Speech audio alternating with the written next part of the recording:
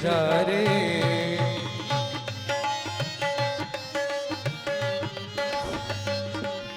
तिरछी चितवन बाकी है अदा, तेरे नैन कटीले कजरा रे। अब तेरे बिना जी लगता नहीं, अब तेरे बिना जी लगता नहीं। अब काहे सतावे सांवरिया, अब काहे सतावे सांवरिया। पिया छोड़ गए दिल तोड़ गए, पिया छोड़ गए दिल तोड़ गए। अब वन के फिरों में बावरिया, अब वन के फिरों में बावरिया। तुझ देख के जी भरता ही नहीं, अब जाऊं कहाँ मैं सांवरिया, अब जाऊं कहाँ मैं सांवरिया, अब जाऊं कहाँ मैं सांवरिया। महाराज जी का स्वागत करें। अनंत माया जगत को लीला इतना ये देखना है, गा रही है तरंग मालाएं गा रही है। और सुंदरचंद पालीगुड़ से पधारे हुए परम सम्मानी असीम उपवन के तुम हो माली, धरा बरा होता है मनोरथ, सभी ये कहते हैं पुकार करें। और महाराज जी का पुष्पहार से स्वागत करेंगे। संजू चंद्रवंशी से आवेदन करूंगा का स्वागत करें। स्वागत की कड़ी में दया करना मेरी ओर, दया करना। करती हो कृपा सब पर, करती हो कृपा सब पर।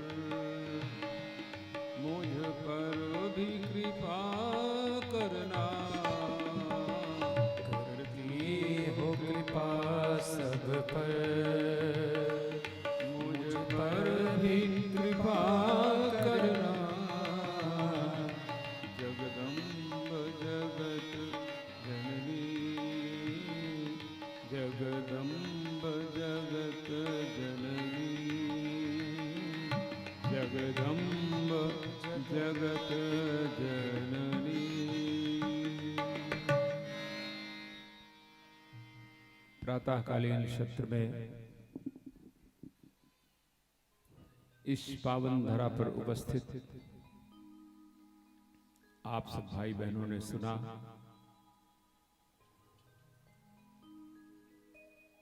परम सती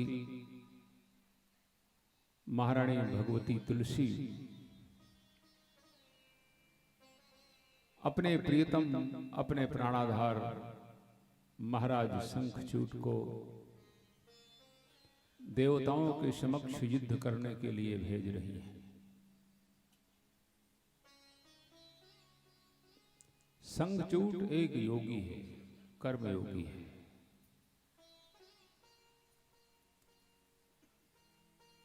वो केवल भोगी नहीं है, क्योंकि शंखचूड के एक एक शब्द, एक एक विचार सीधे कहीं न कहीं हृदय तल को छूते हैं और लगता है कि ये कोई साधारण व्यक्तित्व तो नहीं था। तुलसी ने जब आग्रह किया, निवेदन किया, अपनी एक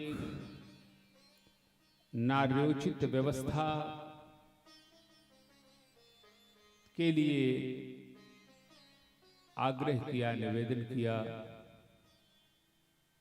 कि आप नहीं रह जाएंगे तो मेरा जीवन अस्तित्वहीन हो जाएगा प्रीतम, और बिना पति की पत्नी होना ये मेरे लिए असह्य होगा। तो कोई बात नहीं, आपके पुरुषार्थ में मैं अवरोध नहीं उत्पन्न करूंगी, क्योंकि आप कर्मयोगी हैं और पत्नी का परम कर्तव्य है कि अपने पति के किसी भी सद उद्देश्य में उसका यथेष्ट सहयोग करे, सहायता करे। आप जा रहे हैं, आपको बहुत बहुत साधुवाद, धन्यवाद। पर चूंकि आपकी अर्धांगिनी हूं, पत्नी हूं, तो कहीं न कहीं दर्द तो होता है, क्योंकि मैं बहुत अच्छी तरह से परिचित हूं कि जहां आप रणभूमि में जा रहे हैं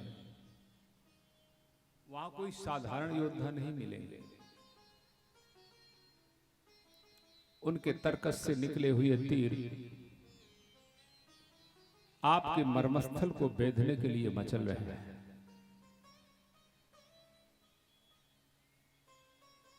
और अगर मैं किसी को समझाऊं, किसी को रोकूं, किसको रोकूंगी?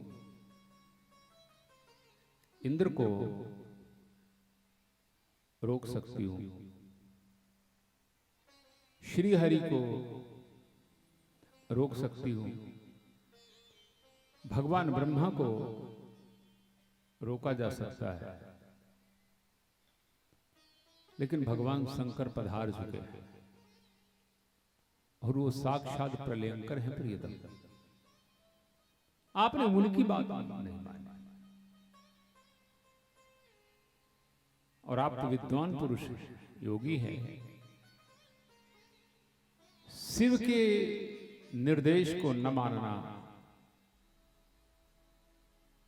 इसका जो परिणाम है, इसका जो अंजाम होने वाला है, उसे मैं समझती हूं। खैर कोई बात, आप जाइए, पर मुझे कुछ बोल के जाइए।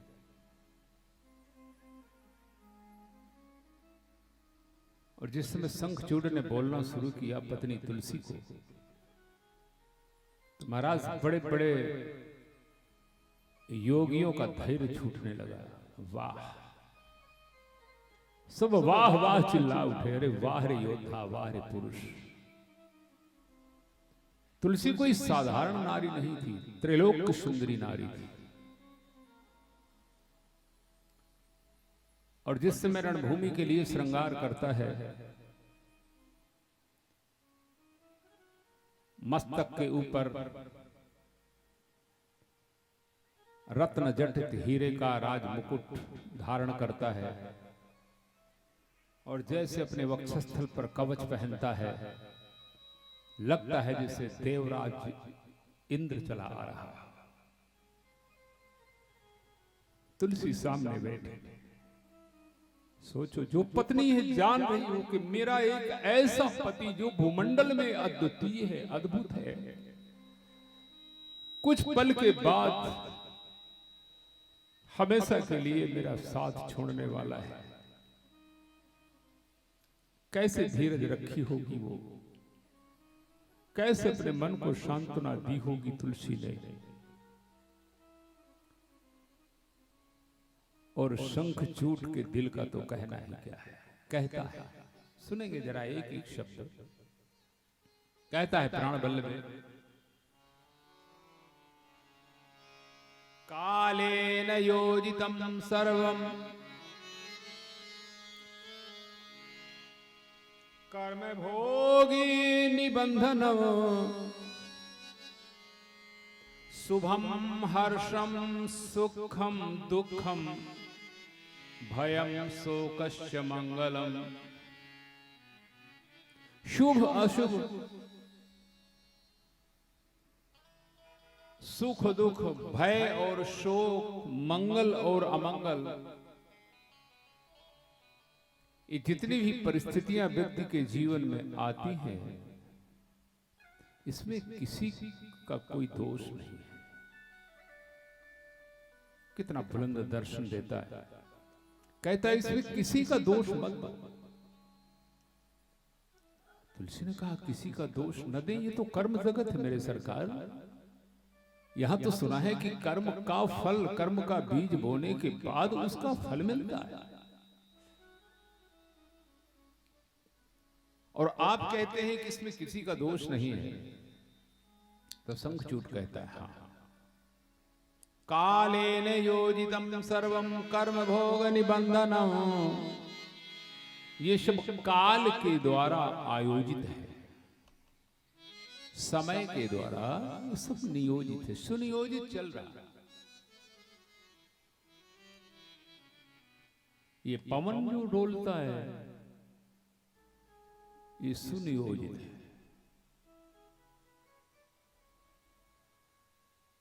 हवा चलती है सुनियोजित है, जल बरसता है सुनियोजित है, तुम्हारा दिल धड़कता है सुनियोजित है, तुम्हारे कदम आगे बढ़ते हैं सुनियोजित है, तुम कुछ करते हो उसमें आयोजन काल का है। काल माने समय। समय सब कुछ कराता चला जाता है, चाहते हुए या न चाहते हुए। देवी अहम को वाचतुम कावा विधिना योजितः पुरा, त्वया सार्धं कर्मणा च मुनस्ते पुनस्तेन वियोजितः। अहम को, तुमको, मैं कौन और तुम कौन? तुम सोचती हो कि तुम मेरी पत्नी हो, मैं भी सोच रहा हूं कि तुम मेरी पत्नी हो, तुम सोचती हो मैं तेरा पति हूं। ये केवल तेरी और मेरी सोच है। सोच वहीं तक जाती है जहां तक हमारी बुद्धि की पहुंच है। एक स्थान ऐसा आता है कि जहां पर बुद्धि रुक जाती है, जहां पर मन की गति में ब्रेक लग जाता है, अवरुद्ध हो जाता है, वहां पर न बुद्धि काम करती, न मन काम करता, न इंद्रियां काम करती। तो जब मैं ये नहीं जानता कि हमको मैं कौन हूं, और जब तुम नहीं जानती कि तुमको तुम कौन हो, तो फिर ये बीच का झगड़ा है, झमेला है। जो भी है वो काल है, समय है।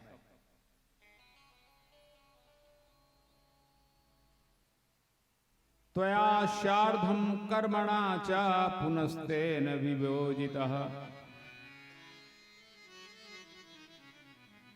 ये सब अगर कुछ ऐसा होता है, मैं जीता हूं, विजयी होता हूं या मरता हूं, तो ये सब काल काल की देन है। इसीलिए संतों ने लिखा है,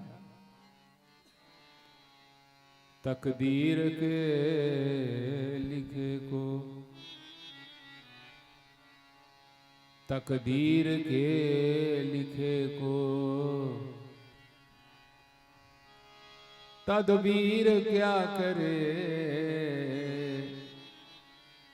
तकदीर के लिखे को तकदीर क्या करे, तकदीर के लिखे को तदबीर क्या करे, तकदीर के लिखे को।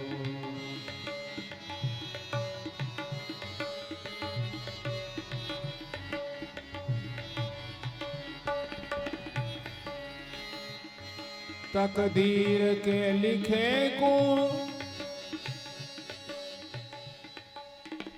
तदबीर क्या करे, तकदीर के लिखे को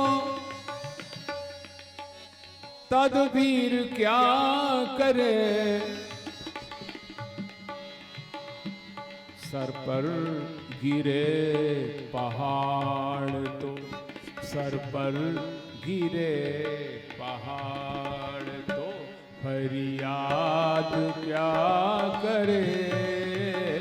सर पर गिरे पहाड़ तो फरियाद क्या करे, तकदीर के लिखे को। रावण की कज़ा आ गई तो क्या कार्य कर बैठा वो त्रैलोक विख्यात पंडित। रावण की कज़ा आ गई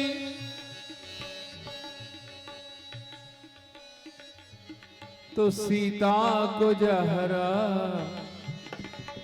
सीता को जहरा। उसके स्वर्ण महलों में एक नहीं थी। भुजबल विश्व वश्य करि राखिस पूर्ण स्वतंत्र, देव यक्ष गंधर्व नर किन्नर नाग कुमारी। जीति बरी निज बाहुबल बहु सुंदर वर नारी। लेकिन मौत बुला रही थी इसको, क्योंकि वो जितनी नारियों का हरण करके लाया वो उसको मारने में सक्षम नहीं थी। तो जब रावण की कज़ा आ गई तो बहाना मिल गया। सीता को जहरा, सीता को जहरा। मरना था प्रभु के बाण से, मरना था प्रभु के बाण से।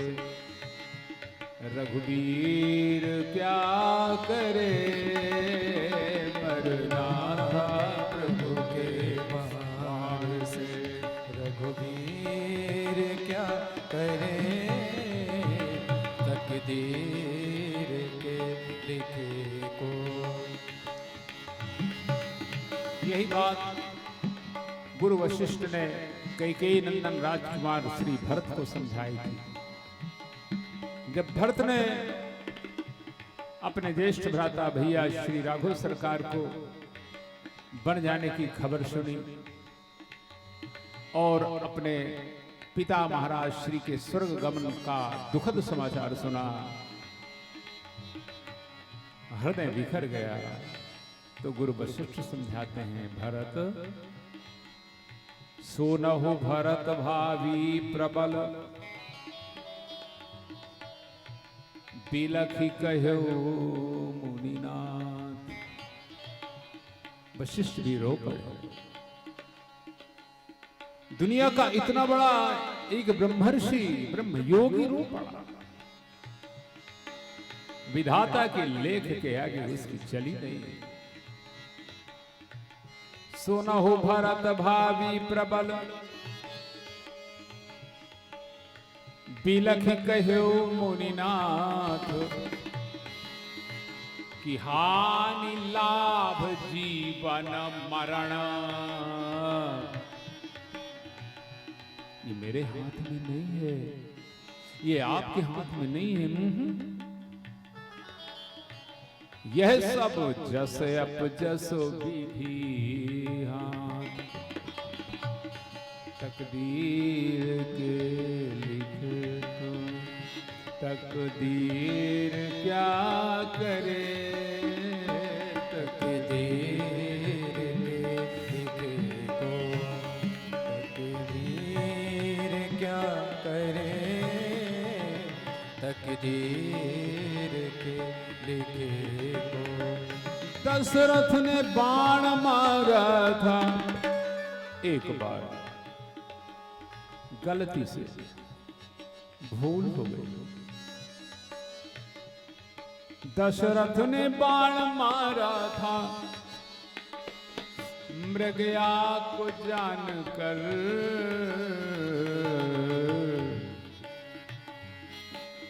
सोचा कोई जंगली जानवर जल पीने के लिए शरीर में प्रवेश कर रहा है। गड़गड़ की आवाज हुई, लगा कोई जंगली पशु है, पर वो पशु नहीं था, ऋषि कुमार था। और परिणाम क्या हुआ? जब दशरथ ने बाण मारा था मृगया को जानकर, तो शरवन के जा लगा वो, फाड़ दिया उस बाण ने श्रवण कुमार की छाती, अनाथ कर दिया उन अंधे माता पिता को। सरवन के जा लगाओ वो तीर क्या करे, तकदीर के लिखे को तकदीर क्या करे, तकदीर के लिखे को। कहता है अहम को वाच तुमको वा, या विधि न योजिता पुरा। मेरी प्राण वल्लभे तुलसी,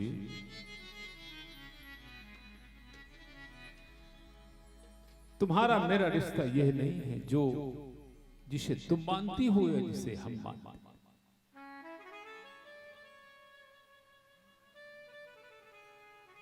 ये सब 4 दिन के एक बनावटी रिश्ते हैं। सच्चा रिश्ता तो केवल मेरा और परमात्मा का है। क्यों? यहां पुत्र का अपना कोई रिश्ता नहीं, पिता का भी कोई रिश्ता नहीं। ये जितना परिवार है ये अपना कोई रिश्ता नहीं। इस संसार का भी कोई सच्चाई भरा रिश्ता नहीं। यहां तो रिश्ता केवल एक ही सत्य है, जो रिश्तेदारी कभी टूटी नहीं और आज के बाद कभी टूटेगी भी नहीं। ये रिश्ता कभी टूट सकता भी नहीं। क्यों? क्योंकि वहां टूटने की कोई गुंजाइश है नहीं। और वो रिश्ता केवल एक ऊपर वाले का है। ये संसार झूठा है, झूठी जगत जमाती हर बिन तेरे कौन संगा। तो रिश्ता तो केवल एक पक्का है और उसे मान जाइए। समझना पड़ेगा सबको कौन सा रिश्ता पक्का है। एक पंक्ति कहूंगा मैं, तुम हमारे थे प्रभु जी, सच्चा साचा रिश्ता। तुम हमारे थे प्रभु जी, तुम हमारे हो और तुम हमारे ही रहोगे। ओ मेरे प्रियतम, तुम हमारे थे प्रभु जी, तुम हमारे हो, तुम हमारे ही रहोगे। ओ मेरे प्रियतम, तुम हमारे थे, तुम हमारे हो, तुम ही हमारे रहोगे। और केवल रिश्ता प्रेम मोहब्बत एक तरफ से नहीं होती। नहीं सरकार, हम तुम्हारे थे प्रभु जी, हम तुम्हारे हैं, हम तुम्हारे ही रहेंगे। ओ मेरे प्रियतम, तुम हमारे थे प्रभु जी, तुम हमारे हो, तुम हमारे ही रहोगे। ओ मेरे प्रियतम, तुम हमारे थे, तुम हमारे हो, तुम हमारे रहोगे। हम तुम्हारे थे, हम तुम्हारे हैं और हम तुम्हारे ही रहेंगे। ये रिश्ता सच्चा। यहां तो खेल है संसार। खेल खेलने के लिए हम सब खिलाड़ी आते हैं, खेलते हैं, और हमारा जो कैप्टन है वो खेल खिला रहा है। किसी के हाथ में हॉकी है, किसी के हाथ में बल्ला है, कोई देखने के लिए बैठा है, कोई झंडा हिलाने के लिए बैठा है, कोई बल्ला फेंकता है, कोई हॉकी चलाता है, लेकिन इन सारों के सारे की व्यवस्था करने वाला केवल एक बैठा है, वो सब कुछ देखता है। सूत्रधार शंखचूड़ कहता है। रिश्ता ये नहीं, रिश्ता वो है परमात्मा का। और अगर ज्यादा से ज्यादा इतना होगा प्रिय कि यदि मैं देह छोड़ दूंगा, यदि भगवान सुशांक शेखर प्रलंकर शंकर या श्री हरि भगवान नारायण के तर्कस से निकले हुए बाण, त्रिशूल या चक्र के द्वारा मेरा शिरच्छेदन भी हो जाएगा, तो अंतर थोड़ा सा पड़ेगा।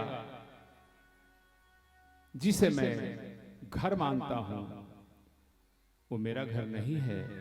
दूसरे के घर को मान करके मैं अपना घर मान रहा हूं उसे, लेकिन मौत तो तब आएगी क्योंकि दूसरे का घर तो दूसरा होता है तुलसी। आज नहीं तो कल उस घर को छोड़ना पड़ेगा, चाहे मर्जी से छोड़ दूं या बिना मर्जी को छोड़ दूं। तो ये संसार मेरा नहीं है, ये संसार दूसरे का घर है। खुशी है मुझे इस बात की, अगर कहीं ये घर छूटा तो मुझे अपने घर में शरण मिल जाएगी। बोलिए वृंदावन बिहारी लाल, अपने घर चला जाओ। न शोक है, न मोह है, न दुख है, न दर्द है, न टीस है, न क्रंदन है, न वेदना है, न पीड़ा है। याद आती है उसकी जो अपना है। तुलसी तो पहले से इतने समझदार हैं, उन्होंने कहा जाइए। दोनों पति पत्नी आलिंगनबद्ध हुए, प्रेमालाप हुआ, प्रेम रस का आदान प्रदान हुआ और शरीर पर कवच धारण करके शंखचूड़ रणभूमि के लिए निकल पड़ा। भगवान शंकर की दृष्टि पड़ी।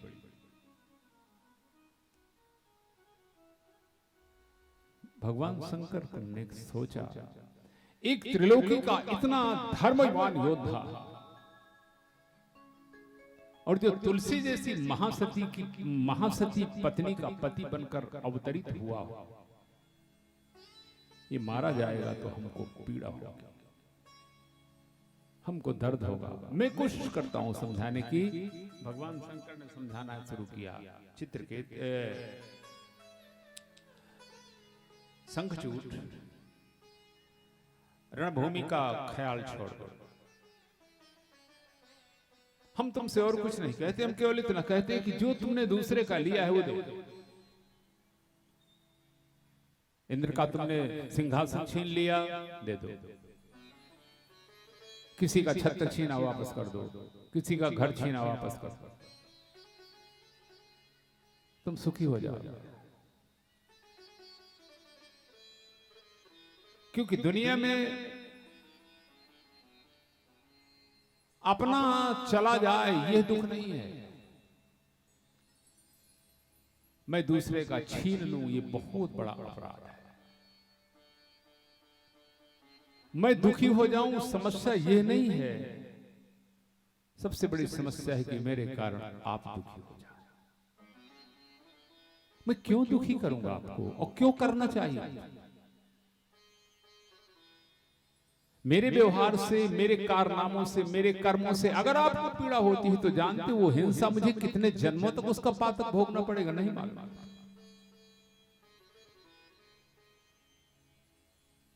हम इसलिए ऐसा यहां करते हैं क्योंकि लगता है कि जैसे हम विजयी हो रहे हैं, हमको लगता है कि हम श्रेष्ठ हो जाएंगे, चार लोगों के बीच में हमारा सम्मान होगा, हमारा आदर होगा। हमें लोग जानेंगे कि इस गांव के बहुत बड़े चलने वाले व्यक्ति हैं, इनका नाम है, ये नाम ही नहीं था, लेकिन इसका अंजाम क्या होगा, इसका परिणाम क्या होगा, ये शायद हम कभी विचार नहीं करते। किस गति में हम पहुंचे। इसलिए अपने को बचाने के लिए, अपने को सुखी करने के लिए, आपका सुखी होना जन्म सिद्ध अधिकार है। वो आपको कौन छीन रहा है भाई? उससे आपको लेना देना क्या? आप सुखी थे, सुखी हैं, सुखी रहेंगे, क्योंकि चेतन अमल साध सुख राशि ये आपका अधिकार है। लेकिन दूसरे को दुखी करके आप सुखी रहना चाहते हो, ये अधिकार नहीं, ये अनाधिकार है। इसलिए आपको दूसरे को दुखी करने का अधिकार नहीं है। और उन 4 दिनों में ऐसा कर रहे हो जिसमें अरे बहुत ज्यादा लोग करेंगे। अगर हम समाज में प्रभावी हो जाएंगे तो लोग आगे से नमस्कार करने लगेंगे। इसके आगे करेंगे क्या भाई? 4 आदमी पीछे पीछे चलने लगे, इसके आगे करेंगे? झूठी तसल्ली के लिए, इन झूठे झूठे बाजों को खुश करने के लिए, और मैं पाप करूं, मैं अधर्म करूं, मैं लोगों को सताऊं, मैं लोगों को पीड़ा दूं, मैं लोगों को दर्द दूं, क्या ये हमने कभी नहीं सोचा कि जिंदगी केवल यही नहीं है, आगे भी कभी होगी? फिर वो कौन भोगेगा? वो मैं ही भोगूंगा, क्योंकि बीज बोकर जा रहा हूं यहां से। ये मत भूल जाना कि जो बीज बोया है, ये बीज आपको वापसी देगा नहीं, देगा देगा, प्रकृति का नियम है, रिटर्न, वापसी लौटाएगा वो, वक्त का इंतजार है। इसलिए कुछ भी गलत करने के पहले हर व्यक्ति को सोच लेना चाहिए कि इसे भी मुझे भोगना पड़ेगा, दूसरा नहीं भोगेगा। भगवान शंकर ने कहा तुम गलत नहीं हो, तुम्हारा व्यक्तित्व तो गलत नहीं है, लेकिन कुछ क्रियाएं तुम्हारी गलत हो गई, इनमें अवरोध लगा दो, वापस हो जाओ। यदि तुम दूसरे की संपत्ति को अपनी संपत्ति मानते हो, तो तुमने ये ख्याल नहीं किया कि जब तुम ही अपने नहीं हो तो तुम्हारी संपत्ति तुम्हारी अपनी कैसे हो? तुम ही जब अपने नहीं हुए। सबसे ज्यादा अभागे हैं वो लोग जो अपने ही नहीं हुए। अपने होने का अर्थ, जिसे अपने हित और अनहित का ज्ञान नहीं है, अर्थात जो अपने साथ ही गद्दारी और बेईमानी कर रहे हैं, कि जानते हैं मैं गलत करूंगा, गलत भोगूंगा, अच्छा करूंगा, अच्छा भोगूंगा, लेकिन जानने के बाद भी जो गलत कर रहे हैं, तो वो जब अपना ही नहीं बचा पा रहे हैं, अपने को नहीं बचा पा रहे हैं, उनका अंजाम क्या होगा आप अंदाजा लगाइए। इसलिए प्रार्थना है मेरी सारे भाई बहनों से, बुराई को छोड़िए, छोड़ दीजिए, कुछ नहीं रखा इसमें। आज नहीं तो कल, कल नहीं तो परसों सबके मुंह फैल जाएंगे और सबके पीछे 4 लोग चले जाएंगे। राम नाम सत्य है। ये भी इतनी पागल दुनिया है कि जब तक तुम जिंदा रहोगे तब तक तुम्हें कोई नहीं बताएगा कि राम नाम सत्य है। जब तुम्हारे कान सुनने लायक रहेंगे तो तुम्हारे कानों में कोई नहीं सुनाएगा कि राम नाम सत्य है। और जब तुम्हारे कान सुन ही न पाएंगे, अर्थात तुम सुन ही न पाओगे, संसार में ही न रह जाओगे, तो तुम्हारी लाश को, तुम्हारी मिट्टी को ये गांव बस्ती के लोग पीछे बजाते हुए घंटा कहेंगे कि राम नाम सत्य है। तुम सुन भी नहीं सकते ना, कब सुनोगे? अब सुन सकते हो तो सुन लो।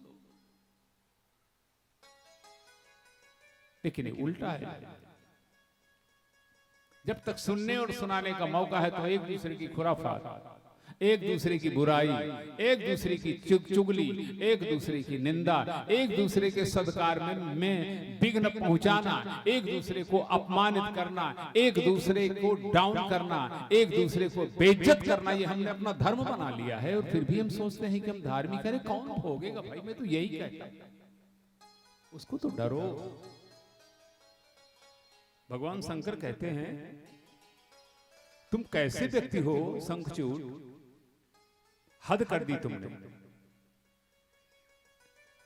ज्ञाति द्रोहस्य पापानि कलाम नारहति खोडशीम स्वसंपदाम च हानिम च यदि राजेंद्र मन से।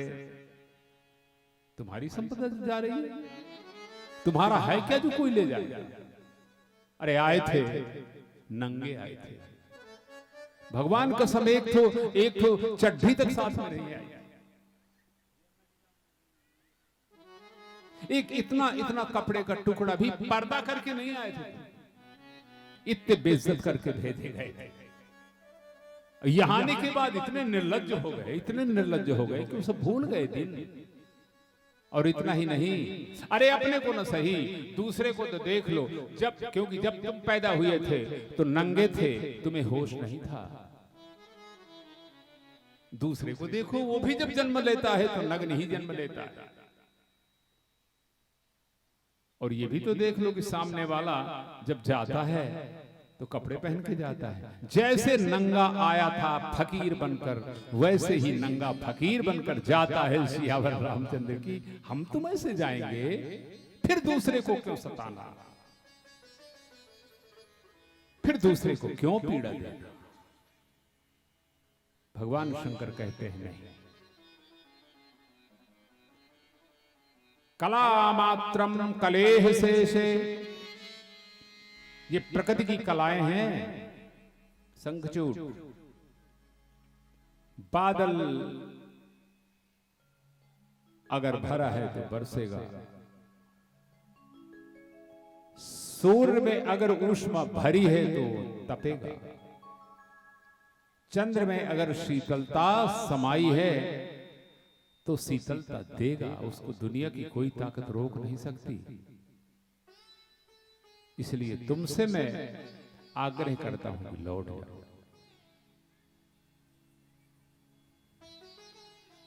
शंखचूड़ ने कहा, बाबा आपकी सारी बातों से मैं सहमत हूं भूतनाथ, लेकिन जो उपदेश सुनिएगा जरा तर्क शंखचूड़ का। कहता है जो उपदेश आप हमें कर रहे हैं, ये कभी आपने श्री नारायण को किया? भगवान शंकर जरूर चौंके होंगे, क्योंकि नारायण के कारनामे भी बड़े गजब। आपने भगवान नारायण को, भगवान विष्णु को कभी इन बातों का ज्ञानोपदेश दिया जो आप मुझे दे? अरे मैंने कुछ नहीं किया। ये देवता मुझसे लड़े, मैंने इनको जीत लिया। इंद्र मेरे सामने आया, मैंने इंद्र को पराजित करके बांध लिया, इसका सिंहासन छीन लिया। मैं वीर हूं, मैं योद्धा हूं। वीर भोग गया वो सुंदरा। मैंने बलात् नहीं छीना, जीन मोहि मारा ते ही मैं मारे, और ते ही पर बाण मारा। वही हनुमान जी की बात, जिसने मुझे मारा मैंने उसको मारा। मैंने कोई गलत नहीं किया, और जिसने गलत किया आप एक जबान उसको बोलने को राजी नहीं है। मुझे ज्ञान देते हैं, मैं आपका आदर करता हूं, मुझे आपका अनादर नहीं करता। लेकिन मैं आपसे सवाल करता हूं कि आपने विष्णु को क्यों नहीं रोका? जब त्रिलोक विजेता दानव सम्राट दानवेंद्र बलि के साथ बलि की यज्ञशाला में पहुंचकर बामन बनकर 3 पग पृथ्वी की ठगी किया, गए थे बामन बनकर, मांग किया था बामन बनकर, छोटे से बच्चे बनकर। और जब बेचारे भोले भाले दानी बलि ने दान देने की स्वीकृति दे दी, स्वीकार कर लिया, तो जब पृथ्वी नापने लगे तो विराट बन गए। आपने कभी सवाल किया नारायण से, बलि का कसूर क्या था? आप ही बता दो ना। आपने कभी सवाल नहीं किया। मैंने इंद्र की सत्ता छीन ली तो आप मुझसे सवाल करते, उपदेश करते हो। जाइए भूतनाथ, आपको बहुत बहुत धन्यवाद। नारायण से पूछिए। आपने अभी भी कहा है कि जाति द्रोह करने में महान पाप होता है। जाति द्रोहे द्रोहे महत पापम त्वयोक्तम अधुना चयत। अब भी आपने बोला, जो जाति का द्रोही है अपने, वो महान पापी है। सुन ले जरा आप लोग, एक ही जात, एक जात में तीन तीन खेमे बंटे हुए थे कभी। आज ठाकुर जी की कृपा है, सब एक है। ये शुभ संकेत है आपके गांव के लिए। तो तर्क करता है शंखचूड़, जाति द्रोहे महत् पापम त्वयोक्तम अधुना चयत। आपने कहा कि जाति द्रोह करने में महान पाप होता है, तो फिर बलि का सर्वस्व छीनकर आप लोगों ने उसे सुतल लोक में क्यों भेज दिया?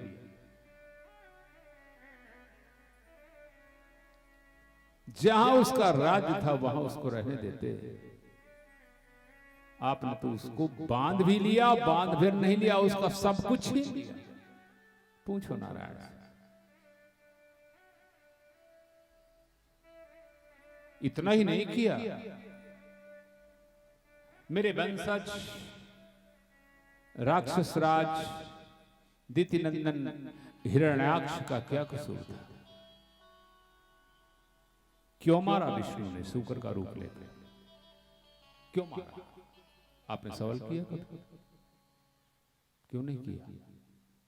करना था, पूछना था, पर नहीं करेंगे आप, मुझको मालूम नहीं करेंगे। क्यों नहीं करेंगे भाई? अगर शंखचूड़ से प्रश्न हो सकता है तो श्री हरि नारायण से सवाल क्यों नहीं हो सकता?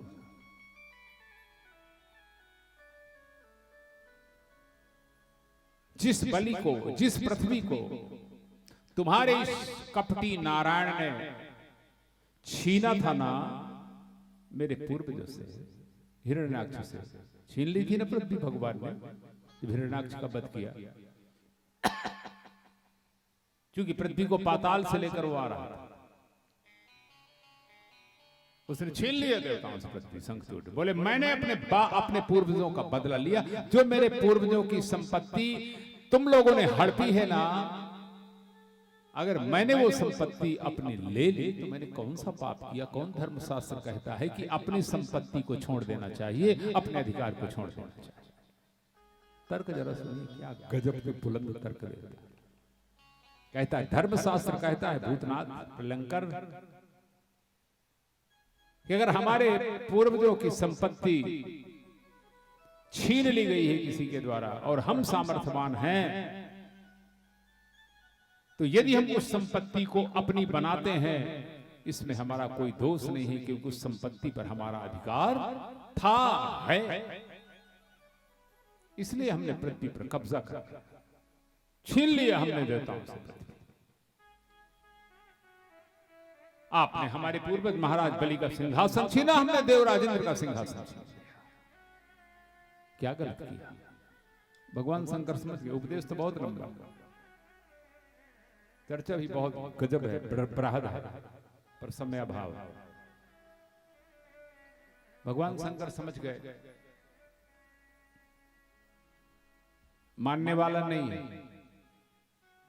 रुकेगा नहीं, क्योंकि दो दो विशेषताएं। एक तो बलवान है और दूसरी विशेषता है धार्मिक, शूरवीर तो है ही, पर जितना शूरवीर है उससे ज्यादा ही धार्मिक है और पढ़ा लिखा भी बहुत है। ये कोई बुद्धू आदमी नहीं है कि उसको किसी तरह से बेवकूफ बना दिया जाए। भगवान शंकर ने कहा युद्ध करोगे? उन्होंने कहा करना पड़ेगा, मेरी व्यवस्था है। बोले परिणाम समझ में आ गया है? उसने कहा हाँ समझ में आ गया है परिणाम। परिणाम की वीर लोग कभी चिंता नहीं करते महाराज। आइए उठाइए त्रिशूल। उस समय देवमंडल की फिर बैठक हुई, आपातकाल बैठक बुलाई गई और उसमें प्रस्ताव रखा गया कि शंखचूड़ मरेगा कैसे, क्योंकि उसके पास वो वीटो पावर लेकर बैठा है। कई वीटो पावर है उसके पास। एक तो योद्धा है, बलिष्ठ बहुत है, किसी से हारेगा नहीं।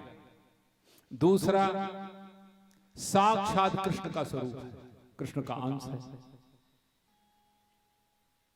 तीसरा धार्मिक है और चौथा इसकी जो पत्नी तुलसी घर में बैठी है वो लिए माला जप रही है और जब तक उसका आसन नहीं डिगेगा तो त्रिलोकी में कोई माई का लाल शंखचूड़ का पद कर नहीं सकता, नहीं मरेगा। इसलिए हिलाओ उसको हिलाओ। लेकिन अब समस्या खड़ी हो गई कि हिलाए तो हिलाए कौन, डिगाए तो डिगाए कौन। वो महासती थी, आग लगा देगी। अगर उसके साथ ऐसा कुछ किया गया कृत्य, तब तो वो पूरा सारे के सारे त्रिलोकी के परमाणु का एक हब है। चराचर का सारा परमाणु का हब है तुलसी। वो तो एक स्विचान करेगी और सारा चराचर, सारे लोग उसी समय जलकर खाक हो जाएगा। इसलिए सावधानी, शंखचूड़ से कम बरतो। अगर सावधान रहना है तो तुलसी से बचो, क्योंकि इतना खतरनाक शंखचूड़ नहीं है जितनी खतरनाक इसकी प्राण बल्लभा महासती तुलसी बैठी है घर भर। और उसके पति को अगर कोई मार देगा सहज में वो छोड़ देगी। अरे वो नारायण भी होगा तो नारायण का भी विनाश कर सकती है। अब समस्या बहुत जटिल। मुझे याद आता है क्योंकि सती की चर्चा चल रही है तो एक लाइन में एक सती मुझे और याद आ गई और वहां भी यही समस्या आई। जब लंका की रणभूमि में मंदोदरी सुलोचना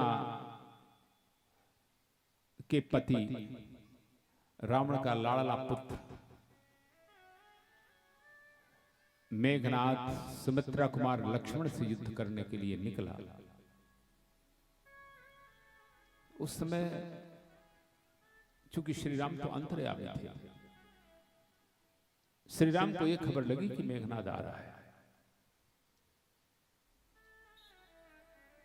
और मेघनाथ की संप्रभुता, मेघनाथ का बल ऐश्वर्य क्या है ये किसी से त्रिलोकी में छिपा नहीं था। 8 साल का था जब इंद्र को घसीट कर लाया था रथ में बांधकर। 8 साल, 8 वर्ष की अवस्था में 33 करोड़ देवताओं को हराकर अकेला। एक बार मंदोदरी ने रो करके कह दिया था तू बच्चा है और तेरे पिता आज शत्रु की कैद में चले गए हैं। देवराज इंद्र ने उन्हें बांध लिया है। क्या मेरे पिता लंकेश को इंद्र ने बांधा? मां और मां मंदोदरी रो पड़ी फपक कर। आज याद आता है कि अगर मेरा बेटा जवान होता तो आज अपने बाप का बदला लेने के लिए जाता।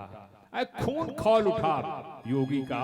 उसने कहा क्या कहती हो, जवानी का इंतजार करती हो माँ? अरे सिंघनी हो, सिंघनी का दूध पिया हूँ, सिंघनी का छौना हूँ, सिंघनी का शावक हूँ, और सिंघनी का शावक होने के नाते मैं हमेशा जवान रहता हूँ। लाओ चरण, चरण पकड़े, लाख माने बाहें पकड़ी, नहीं मेरे दुलारे इस 8 वर्ष की तोतली बानी बोलने वाला एक सुकुमार बालक 33 करोड़ देवताओं का सामना कैसे करेगा? हाथ झटक दिया माँ, केवल आशीर्वाद की अपेक्षा रखता है तेरा दुलारा। और सीधे रथारूढ़ हुआ, अकेले रणभूमि में ललकारा देवराज इंद्र को, और देवराज इंद्र की गर्दन पकड़कर मरोड़कर अपने रथ में डालकर बांधकर घसीटता हुआ लंका के राज दरबार पर महारानी मंदोदरी के सामने छोड़ दिया। ले आ गया तेरा कृष्ण। इतना बड़ा पीठ। और जब श्री राम ने सुना कि मेघनाद आ रहा है और जो युद्ध का निश्चय है, जो जोड़ी बनाई गई, वो जोड़ी बनाई गई है मेरे भैया से, लक्ष्मण से। भगवान राघव सरकार अधीर छोड़ने लगे। अनर्थ हो जाएगा, अनर्थ हो जाएगा।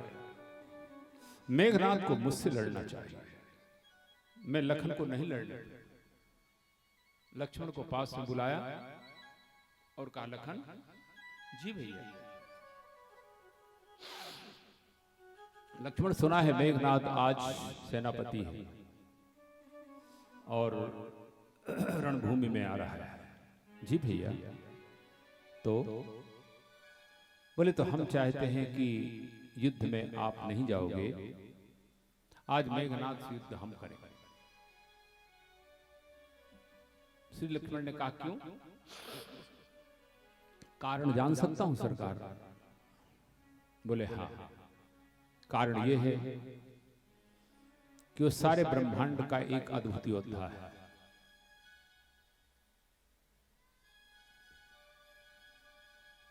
लक्ष्मण ने कहा तो आप मेरे पर संदेह करते हैं, आपको शक है मेरे पर कि मैं मेघनाद से युद्ध नहीं कर पाऊंगा? नहीं लखन, संदेह नहीं है, मैं रोकता हूं। लक्ष्मण जी ने कहा युद्ध तो मैं ही करूंगा सरकार। और लक्ष्मण की जिद से परिचित थे प्रभु। बोले युद्ध तो मेघनाद से लखन का होगा। जब प्रभु को प्रणाम किया, रणभूमि में बाजे बजे,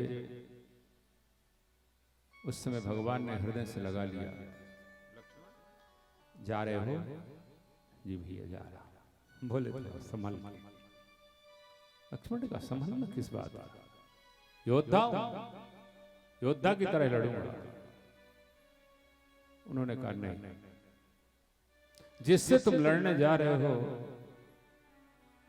वो जगत के अन्य योद्धाओं से अलग है। अगर मेघनाद भर अकेला होता तो हम इतना विक्षिप्त नहीं होते। लक्ष्मण तुम युद्ध पर जा रहे हो, मेरा दिल बैठ रहा है। कभी कभी सोचता हूं कि जिस बब्बर शेर के सामने मैं तुझे भेज रहा हूं, अगर कहीं तू नहीं आया तो मैं श्री अवध में क्या मुंह दिखाऊंगा लखन?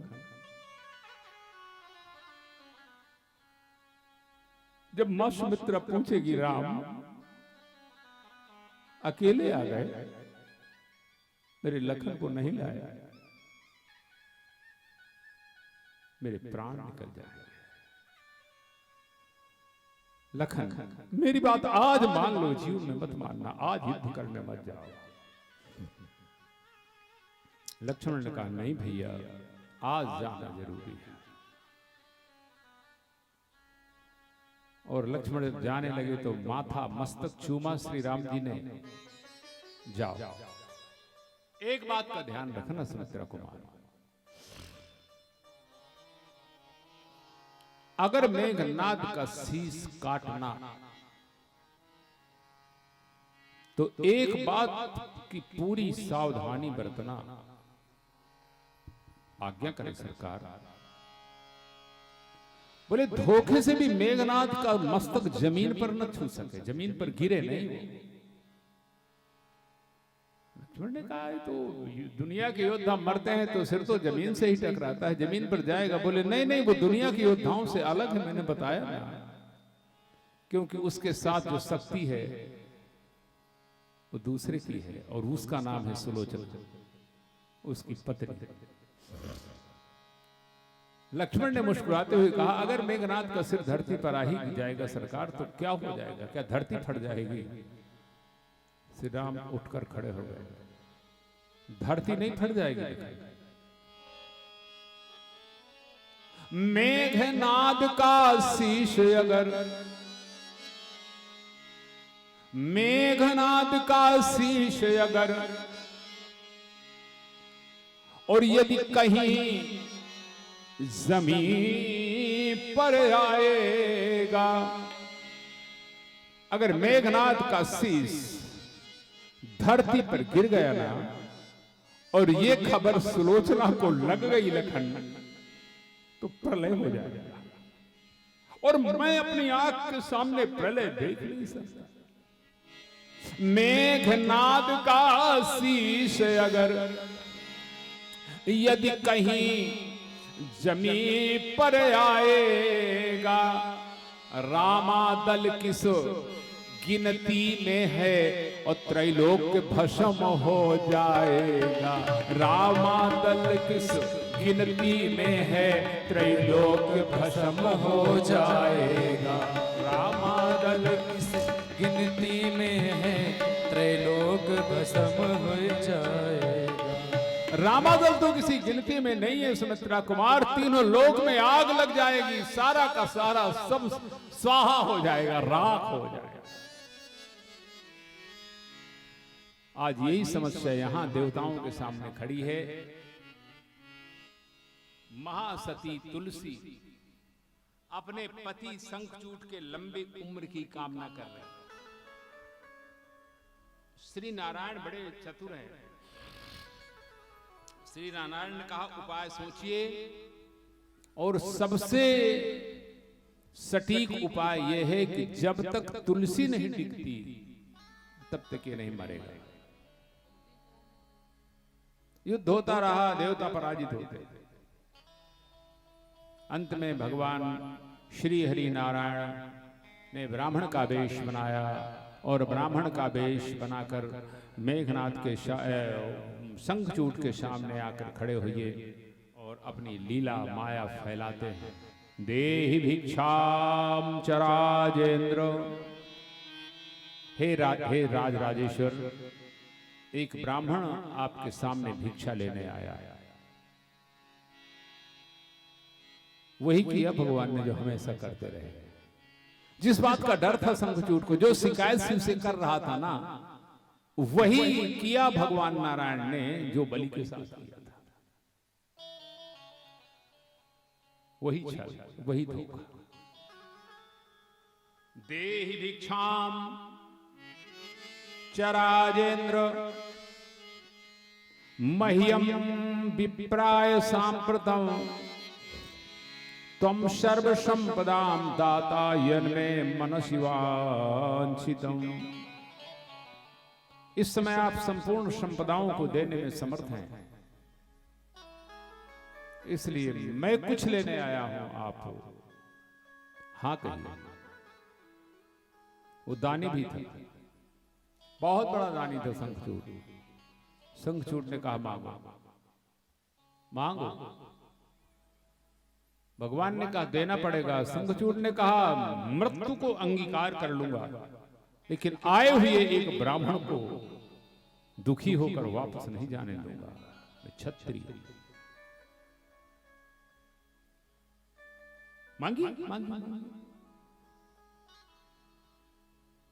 उस वृद्ध ब्राह्मण रूप भगवान ने कहा अगर मुझे देना चाहते हो तो मेरी मांग है कि इस शरीर पर धारण करने वाला जो तुम्हारा कवच है ये मुझे दे दो।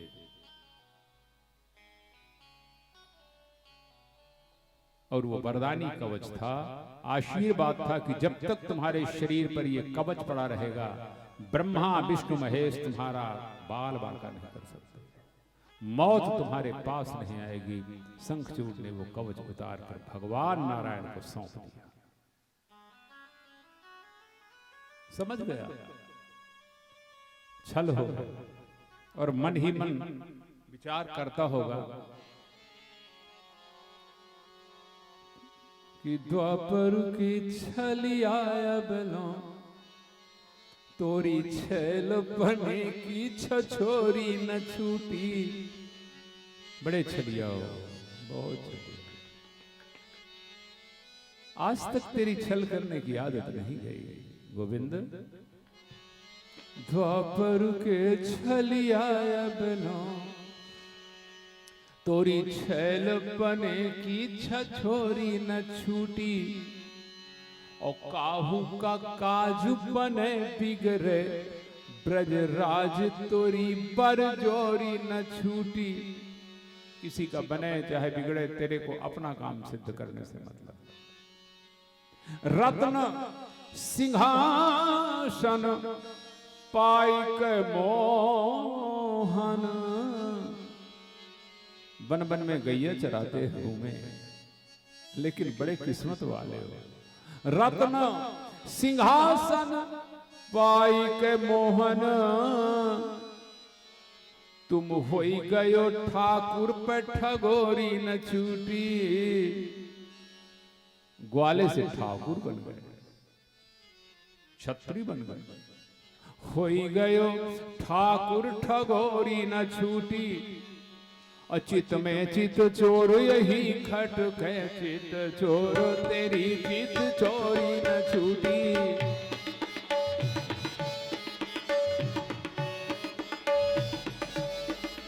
चितों में चित चोरो यही खट के चित चोर तेरी चित चोरी न छूटी।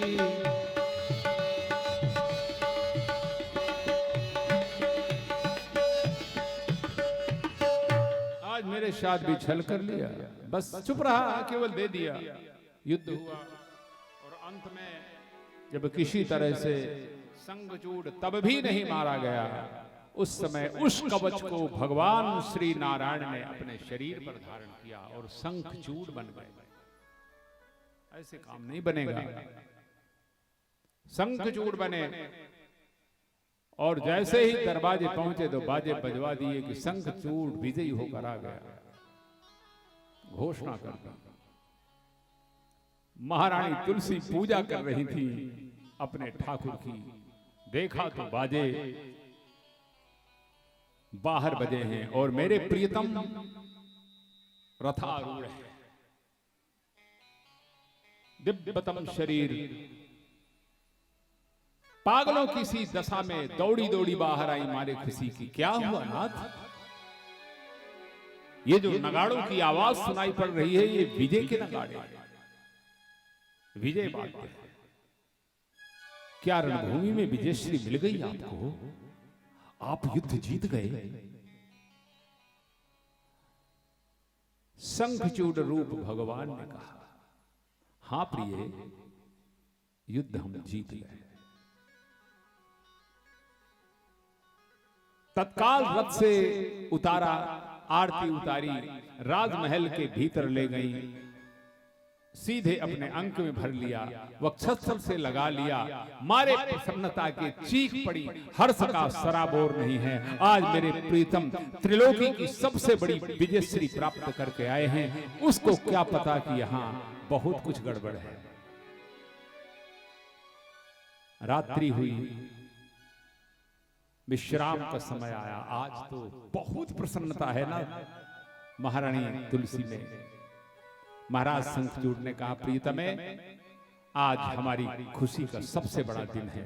अरे तुलसी ने कहा, नहीं सरकार, आप तो योद्धा हैं, रोज विजय पताका लहराते हैं, लेकिन मेरी खुशी का बहुत बड़ा दिन है। आपने श्री हरि को हरा दिया, आपने भगवान शशांक शेखर चंद्रमौली प्रलंकर शंकर को पराजित कर दिया। उन सारी कहानी तो बताइए। उनका त्रिशूल आपका बाल नहीं बांका कर सका, नारायण का चक्र आपका कुछ नहीं बिगाड़ सका। अरे शंखचूड़ ने कहा, कुछ नहीं बिगाड़ सका हमारा, हमने सबको धराशायी किया। और ऐसे प्रेमालाप, प्रेम वार्ता चलते चलते पति पत्नी का जो एक आपसी संबंध है, प्रेम संबंध, वो निर्मित हो गया। अनेक बार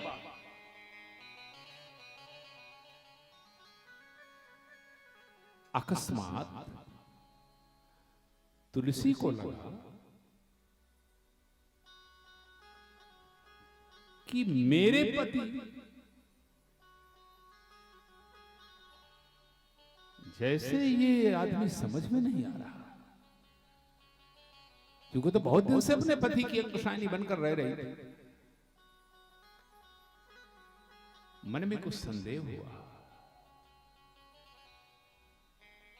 पलंग से एक झटके से नीचे कूदी।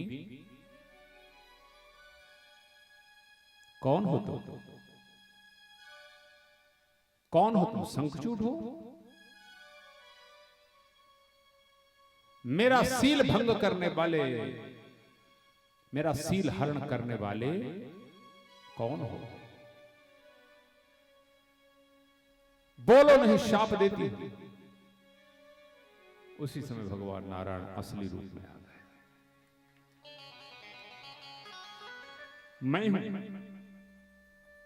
मैं हूं श्री हरि नारायण, तुम्हारा जन्म जन्मांतर का स्वामी।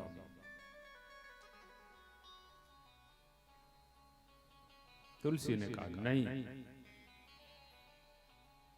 बहुत बहुत अनर्थ कर डाला आपने, बहुत अधर्म किया। आपने ऐसा अपराध किया है कि आप अक्षम हैं, क्षमा नहीं किया जा सकता। आपने मेरा व्रत तोड़ दिया, सारे जीवन की जन्म जन्मांतर की मेरी साधनाओं को ताक ताक करके रख दिया। तुम इतना कठोर दिल हो सकते हो, इतना पत्थर दिल हो सकते हो, ये मैंने कभी सोचा नहीं, पर तुम हो। हाथ में जल लिया और कहा, संभलो नारायण, मैं महासती तुलसी तुमको शाप देती हूं कि तुमने जिस तरह से अपने हृदय को पत्थर दिल बनाया है और मेरा सील हरण किया है, आज के बाद तुम पत्थर ही हो जाओ। भले तुम्हारी लोग पूजा करेंगे, पर तुम पत्थर के ही भगवान बने। उस दिन से भगवान पत्थर के हो गए, शालिग्राम। भगवान बड़े रस मिजाज है, रसिक बहुत है, बड़े रस। आप देखो, और कोई आदमी होता तुम्हारे लज्जा के गड़ जाता या हमारे दर्द के गड़ जाता, लेकिन हंसते हैं। तुलसी ने कहा, हंसते हो? इतना श्राप दिया, इतना बड़ा, अब भी बेशर्मी की तरह, बेशर्मों की तरह, निर्लज्जों की तरह हंसते हो। विष्णु ने कहा, मुझे अच्छा लगा। याद रखो, मैं तुम्हें प्रेम करता हूं तुलसी। तुम भले मुझे पत्थर का तुमने बना दिया, पत्थर का बन गया, लेकिन मैं तुमको वरदान देता हूं कि मैं तुमसे इतना प्रेम करता हूं, इतना प्रेम करता हूं कि जब तक तुम मेरे सिर के ऊपर नहीं चढ़ोगी तब तक मैं कभी खुश होऊंगा ही नहीं। ये मेरा तुमसे वादा। और उस दिन के बाद तुलसी को सालग्राम के सिर पर चढ़ाया जाता है, क्योंकि भगवान ने कहा है कि अगर मेरे सिर पर तुम नहीं बैठोगी ना, तो तुलसी, मेरा जो सिर है वो दर्द से व्यथित रहेगा, मैं तड़पता रहूंगा। इसलिए अब मैं तुमको अंक में नहीं, गोद में नहीं, दुनिया का पति, दुनिया का प्रेमी तो पत्नी को गोद में बैठाता है, हृदय में लगाता है, लेकिन मैं तुमको अंक और हृदय से नहीं, अब मैं तुमको एक ऐसा प्रस्तुतिकरण कर रहा हूं तुम्हारे सामने, सारे दुनिया के प्रेमी देखेंगे कि कोई ऐसा पुरुष भी है जो अपनी पत्नी को सीधे सिर में बैठा कर रखता है। बोलिए लक्ष्मी नारायण भगवान की। इसीलिए हमारी पुराने जमाने की माताएं, पहले जब बेटे की शादी होती थी, बहुत दिन पहले की बात बता रहा हूं, तो बच्चे से कहती थी, बाबू देख, एक बात मानना। उसने कहा, हाँ माँ बोलना, क्या मानना है? बोले, नई नई आ रही है, पहले से ही सिर में न चढ़ा ले। पहले से ही थोड़ा डांट डपट के रखना, पहले से ही सिर में न चढ़ा लेना, नहीं वो सिर में चढ़ जाएगी तेरे। तो माने भगवान इस शिक्षा देते हैं कि मेरे प्यारे, जब मुझे पत्नी को, अपने प्रियतमा को सिर पर चढ़ाने में कोई तकलीफ नहीं है, तो फिर तुम क्यों शर्माते हो? इसलिए तुम भी इनको अपने सिर पर चढ़ा लो। बोलिए वृंदावन बिहारी लाल की। क्योंकि इनको सिर पर चढ़ाने का आनंद ही कुछ अलग है। और याद रखिए, अगर ये सिर पर चढ़ जाए तो तुम्हें तकलीफ नहीं होने देंगे, पक्का। परंतु फिर जिम्मेदारी इनकी है कि फिर इनको भी तुलसी बनना पड़ेगा। समझ रही हो मेरी बात? हाँ, सिर पर चढ़ जाओ, वेलकम है आप। अब आप इनको सिर पर चढ़ा ही लो, फायदे में रहोगे। ये तो राजी हैं तुमको सिर पर बैठाने के लिए, लेकिन ये ध्यान दो देवी कि सिर पर चढ़ने के लिए, सिर पर बैठने के लिए, पति के सिर पर बैठने के लिए तुम्हारा तुलसी होना एक अनिवार्य संज्ञा है। तुम अगर तुलसी नहीं बन सकी तो फिर पति के सिर की शोभा बनने का तुम्हारा अधिकार नहीं है, फिर सिर में न बैठा पाएंगे आपको। और तुलसी बनकर देखो तो फिर आप इनके सिर पर नृत्य करती रहो, इनको कोई एतराज। ये तो बड़े भोले भाले लोग हैं, इतने सीधे लोग मैंने कहीं नहीं देखे, इतने भोले। खूब देखिए, देखो ना इनकी तरफ, बढ़िया बैठे हैं, क्या मस्ती से कथा सुन रहे हैं। और जिस दिन नवरात्रि समाप्त होगी उस दिन देखना कोई ऑनलाइन बोले चार भेजना यार, 4 पाउच। कोई कहता है वो 4 बाट में भेज देना जरा, कोई कहता है जाकर वहां से लाओ तो यार, यहाँ मिल नहीं रहा कबरदर में। देखना मस्ती, इतने सीधे साधे लोग हैं। हाँ, बहुत से कहेंगे आज एंजॉय हो, देवी विदा हो गए, अब एंजॉय करेंगे। तब एंजॉय दारू भर में थोड़ा होता है, एंजॉय के लिए फिर दूसरा और कुछ चाहिए। फिर जो कुछ मिलेगा इनको, बकरा मिलेगा, और तो नहीं कहूंगा कुछ, नहीं नाराज ना हो जाए कहीं, बड़े आदमी हैं, चंद्राकर लोग हैं, चंद्रवंशी लोग हैं, भाई इनसे डरना बहुत जरूरी है। क्योंकि वंश है इनका बड़ा खतरनाक है, वो चंद्रवंश जो है, बताऊंगा कभी योग बनेगा कि चंद्रवंश कैसा है। तो और ये इतने सरल है, इतने सहज है,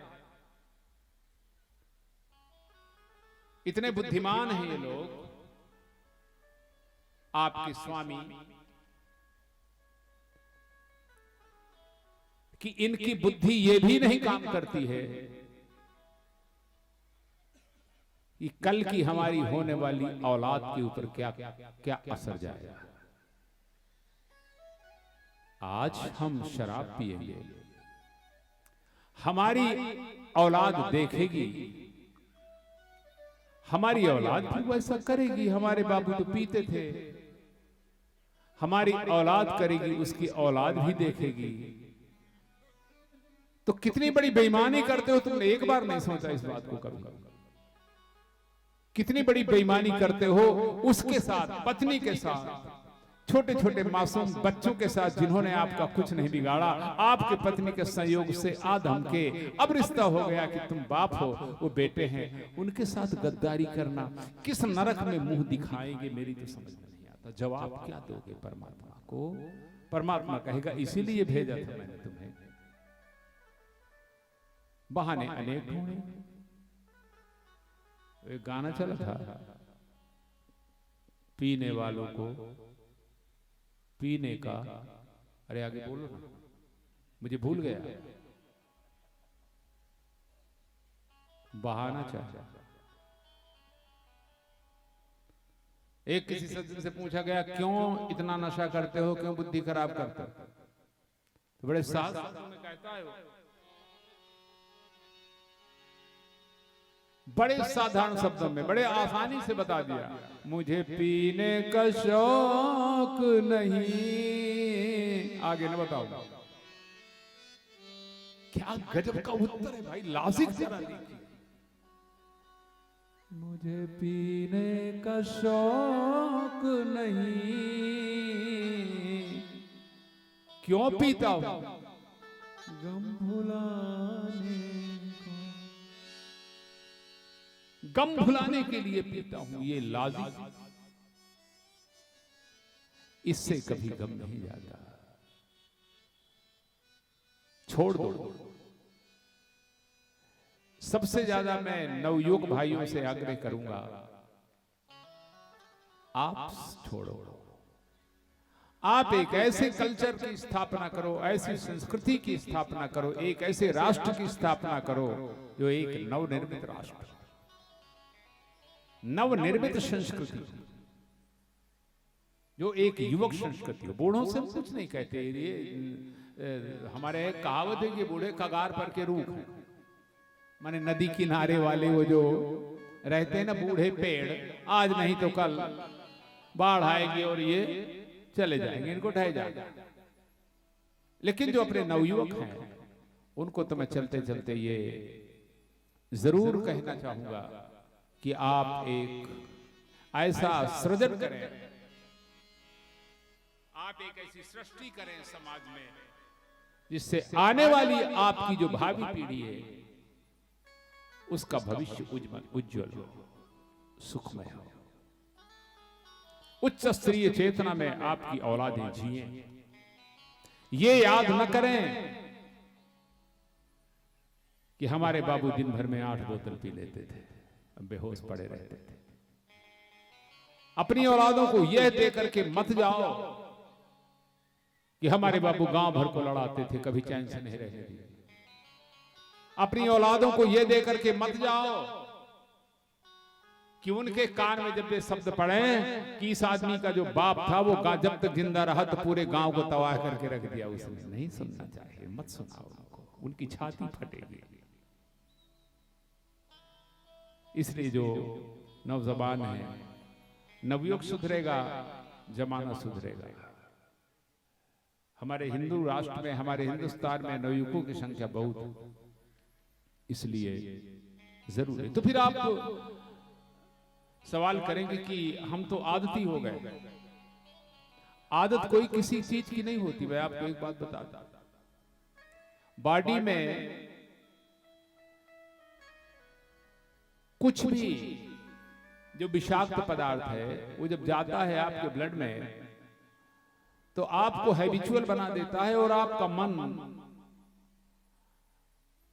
आपका ब्लड उसकी मांग करता है। आपने कभी ये अनुभव किया होगा कि जिस समय आप पीते हो या जिस समय कोई मादक पदार्थ लेते हो तो उस काल को थोड़ा सा छोड़ दो, टाइम बदल जाएगा। मतलब जो टाइमिंग है उस टाइमिंग में आपको वो चीज चाहिए। उस टाइम में थोड़ा सा आप सजग हुए।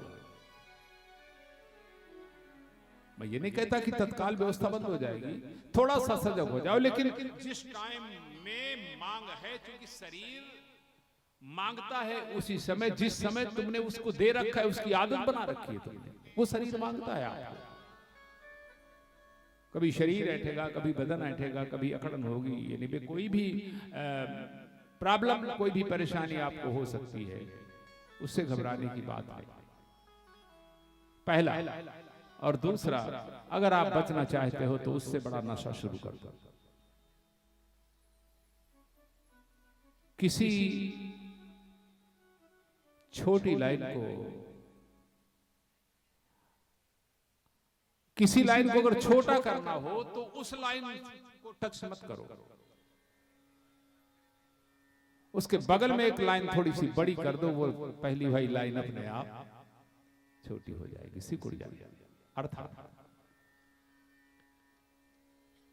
कुछ छोड़ना है या पाना है तो उससे बड़ा बड़ा मिल जाएगा, छोटा छूट जाएगा। वादा है, ना मानो तो करके देंगे। जैसे सीधी सी बात है कि अगर मान लीजिए 1 लाख रुपए, 1 लाख रुपए आपको मिल रहा है, दिया जा रहा है, और वही दूसरा आदमी 50 लाख रुपए आपको दे रहा है कि या तो इस 1 लाख को रख लो या फिर 50 लाख रख लो, तो बोलो 1 लाख रखोगे कि 50 लाख? बुद्धिमानी क्या है? बुद्धिमानी ये है कि 1 लाख को फेंक दो और 50 लाख को पकड़ो। पर उसने कहा इसे फेंकना पड़ेगा, इसे कुआं में फेंक दो और ये 50 लाख रखे। तो मुझे तो ऐसा नहीं लगता कि कोई भी बुद्धिमान व्यक्ति इस ऑफर को स्वीकार नहीं करेगा। मान लेगा ना, वो तो मान लेगा कि भाई 1 लाख फेंकने ही तो हैं, तो 1 लाख हमने फेंक दिया, कुएं में फेंक दिया, नहीं मिलेंगे ना। बोले तो बोले 49 लाख तो प्लस में जा रहा हूं मैं, 49 लाख ज्यादा मिल रहे हैं, ये बुद्धिमत्ता। तो आप कहेंगे बड़ा नशा क्या करें? आपने कभी देखा नशा करने वालों को, तंबाकू खाने वालों को तंबाकू खाते हैं, अगर कह दिया तंबाकू छोड़ दो तो बीड़ी पीने लगते हैं, तो तंबाकू छूट जाता है। बीड़ी पीने वालों से कहोगे यार बीड़ी छोड़ दो, ये डॉक्टर रोकता है, डॉक्टर कहता है बहुत नुकसान करता है, तो बीड़ी पीने वाले मौका पा जाते हैं, चांस सिगरेट खींचने लगते हैं। जब सिगरेट पीने लगते हैं तो बीड़ी की याद नहीं आती, बीड़ी छूट जाती है। किसी ने कहा सिगरेट बहुत पीते हो भाई, ये तो बहुत नुकसान करेगा, तो अपना चिलम खींचने लगते हैं, तो सिगरेट छूट गई, बीड़ी छूट गई, सब छूट गई, पर वो आ गई। किसी ने कहा वो नहीं, ये बहुत गंदी बात है, धुआं धक्कड़ बहुत गंदी बात है, तो बोले ले आओ पाउच, और उसको पीने लगे तो चिलम भी छूट गई।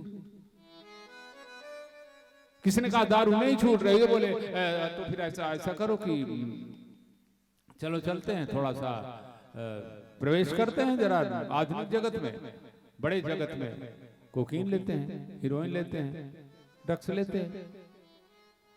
बड़े के पकड़ने पर छोटा नोबेल, वो अस्तित्वहीन हो जाता है। तो बड़ा नशा मैं आपको बता रहा था और आज मंच से बता रहा, सब भाई बहनों को साक्षी बनाकर बता रहा। और ये जो चैनल हो रहा है, ये देश में कहीं भी देखा जा सकता है, इसलिए सारे वो भी लोग सुन रहे होंगे, या कभी जब मेरा चैनल खोल कर देखेंगे तो सुनेंगे। मैं एक दवा बता रहा, छूट जाएगा। एक उपाय है, दुनिया के किसी भी बड़े से बड़े नशे को छोड़ने का एक ही उपाय है, एक ही नशा है कि आपको ध्यान लगाने का नशा हो जाए तो दुनिया का बड़ा से बड़ा नशा अपने आप छूट जाएगा। आज से शुरू कर दो, प्रैक्टिकल करके देखो, मैं गप नहीं कहता, आज से शुरू कर दो। ध्यान लगाओ, ध्यान में बैठो।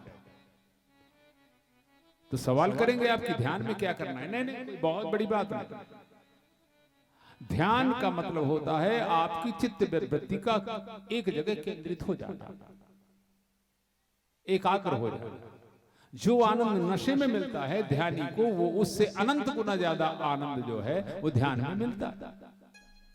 तो आप कहेंगे ध्यान कैसे लगे? ध्यान लगाने की बहुत सारी बात है, उसकी बहुत सारी प्रक्रिया। बैठ जाओ, चाहे विपස්සना ध्यान करो, नाक से श्वास लो, श्वास को भीतर आने दो, श्वास को बाहर जाने दो, भीतर आने दो, बाहर जाने दो, भीतर आई, बाहर गई, भीतर आई, बाहर गई। ऐसा आंख बंद करके नासिका के अग्रभाग पर देखते रहो। आंख बंद करके, मेरे शब्दों को समझो, आंख मूंद कर श्वास का दर्शन करते रहो। अब मैं किन शब्दों में आपको लाभ समझाऊं? अगर थोड़ा सा मन लग गया ना तो दारू नहीं, अरे ये तो जरा सी अदनी सी चीज है। दुनिया का बड़ा से बड़ा नशा, बड़ा से बड़ा नशा अपने आप छूट जाता है। ध्यान में इतनी बड़ी ताकत है, पर करना तो पड़ेगा। मेरे कहने से अगर मेरे ध्यान करने से आपका नशा छूट जाना हो तो मैं तो करता हूं और छुड़ा देता, लेकिन ना तो मैं योगी हूं, ना मैं महात्मा हूं, और ना मेरे पास इतना तगड़ा झाड़ फूंक है, ना मैं इतना बड़ा ज्ञानी हूं कि आपको कह दिया कि जाओ सब छूट गया। ना बाबा, ना, जैसी करनी फिर वैसी भरनी, जो बोगे वही काटोगे, मेरी कोई जिम्मेदारी नहीं है। मुझे तो 9 दिन के लिए बुलाया था, तुम्हारी सेवा की, चला जाऊंगा। जो मेरे मन में आया अच्छा वो बताने की कोशिश किया, मानोगे तो वेलकम, नहीं मानोगे तो वेलकम, क्योंकि करनी तुम्हारी, भरनी भी तुम्हारी।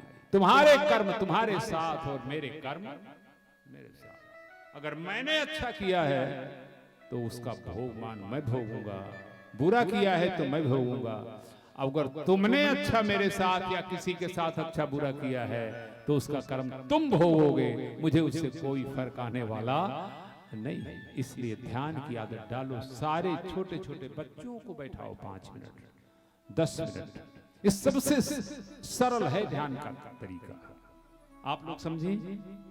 आप लोग समझे जो मैंने बताया? एक बार फिर बता रहा। अकेले बैठना है आपको, अकेले, जहां कोई ना हो। प्रयास करना है कि मेरुदंड सीधा हो, रीढ़ की हड्डी सीधी हो, क्योंकि उससे जो बॉडी स्ट्रक्चर है वो अच्छा रहता है, दिक्कत नहीं होती। सीधा बैठ जाइए। जिस आसन में बैठने से आपको किसी तरह की तकलीफ ना हो, वो आसन आप ढूंढ लीजिए। जैसे बैठिए, न नाक दाबनी न मुंह दाबना, कुछ नहीं दबाना आपको, बस केवल सहजता से नेत्र बंद करना है और मात्र आपको अपनी श्वास का आना, श्वास का जाना, फिर आना, फिर जाना, फिर आना, फिर जाना, फिर श्वास आएगी, फिर श्वास बाहर जाएगी। मैं देखूंगा श्वास आ रही है, श्वास जा रही है। विचार आते हैं, उन पर परेशान मत होना। विचार चाहे जैसे भी आए, अच्छे या बुरे, पॉजिटिव या निगेटिव, चित्र कोई भी मानस पटल पर उभरता है, नो टेंशन, कोई दिक्कत नहीं है। आप तो श्वास को देखिए, श्वास आई, श्वास बाहर गई। आप पाएंगे कुछ दिन के बाद कि आप इतने एनर्जिक हो जाएंगे कि आप जिससे बोलोगे, जिसकी तरफ देखोगे, जिससे बात करोगे, तो आपकी एक अद्भुत ही छटा होगा। जो चित्त वृत्ति नशे में जा रही है, वो चित्त वृत्ति ध्यान में चली जाए। आज से करके देखिए। मैं कितनी गारंटी लूं, कैसे बताऊं, लेकिन मेरा जी छटपटाता है, लगता है कोई अभी से शुरू कर दे। अगर कामोद्दीपन में है कोई, कान खोल करके सुन लीजिए। क्रोध है किसी को, काम की तपन में जलता है, क्रोध की तपन में जलता है, अहंकार की तपन में जलता है, ईर्षा द्वेष की तपन में जलता है। मैं भागवत मंच से घोषणा करता हूं, उसी क्षण गहरी श्वास लेकर बैठ जाइए, आंख बंद कर, और केवल 5 मिनट, केवल 5 मिनट कंट्रोल कर लीजिए। श्वास को देखिए, न काम का पता रहेगा, न क्रोध का पता रहेगा, न ईर्षा का पता रहेगा, न द्वेष का पता रहेगा, न अहंकार का पता रहेगा। सियावर रामचंद्र की विजयी हो जाओ।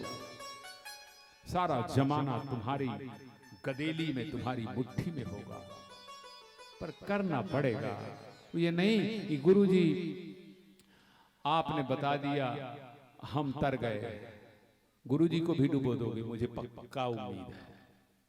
ऐसे चेला भी गुरुजी को डुबो देते हैं। बहुत से देखा नहीं, डूबने वालों को बचाने वाला जाता है तो डूबने वाला उसको डुबो देता है। तो अब लोग कहते हैं बस गुरुजी मिल गए, गुरुजी हमारी नैया पार लगा देंगे। ना बाबा, ना ना ना ना ना ना, गुरुजी को इतना लोड मत दो। गुरुजी में इतनी औकात भी नहीं है कि तुम्हारी नैया पार लगा दे। तुम्हारी नैया तुम पार लगाओगे, मैं पार नहीं लगाने वाला, मैं खुला कहता हूँ। जो वक्ता, जो साधु, जो महात्मा, जो महामंडलेश्वर, जो भी सिद्ध पुरुष आपके आगे कह दे कि मैं तुम सबकी नैया पार लगा दूंगा, तो उनको प्रणाम कर लेना, पार लगा देना। तो कह देना कि तो भी बाबा ले चलो हमको, हम पार हो जाए। अरे स्वयं खुद ही सहारे बैठे हैं, वो तुमको सहारा क्या देंगे? जो डूब रहे मझधार बीच, वो तुमको किनारा क्या देंगे? क्या उनका भरोसा करना उचित? जो औरों का भरोसा करते हैं और जो खुद लाचार सहारे हैं, वो तुमको सहारा क्या देंगे? इसलिए कपोल कल्पित गप्पों में आने की आवश्यकता नहीं है। कोई किसी की नैया पार नहीं लगाता। तुम अपनी नैया के कर्णधार स्वयं हो, तुम नैया खेओ, तुम ही, तुम्हारे हाथ में पतवार रहेगी, नैया तुम चलाओ, भंवर से उसको उबारो, जिम्मेदारी तुम्हारी है, तुम ही पार लगा सकते हो, कोई नहीं लगाएगा। वृंदावन बिहारी लाल की। गुरु तो केवल एक संकेत दिखा देगा, रास्ता बताता है गुरु, संत रास्ता बताता है, शास्त्र केवल मार्ग दिग्दर्शन करता है। भैया रास्ता ये है, चले जाओ। अब उसने कहा कि ये है रास्ता, और तुमने ये हाथ से हाथ पकड़ा, बोले अब हम नहीं छोड़ेंगे, तो तोड़ डाला उसका ही बेचारे का गुरु का हाथ। हाथ पकड़ना नहीं है, उंगली नहीं पकड़ना उसकी, उसके इशारे से अगर चलना चाहते हो तो उसने उंगली दिखाया, इधर चले जाओ, तो उधर चलना शुरू कर दो। आज से शुरू कर दो, अभी से शुरू कर दो, आज नहीं तो कल नैया पार लग ही जाएगी। बोलिए वृंदावन बिहारी लाल की। अंत में इधर शंखचूड़ का वध हो गया, उधर नारायण ने शील भंग कर दिया, शाप मिला।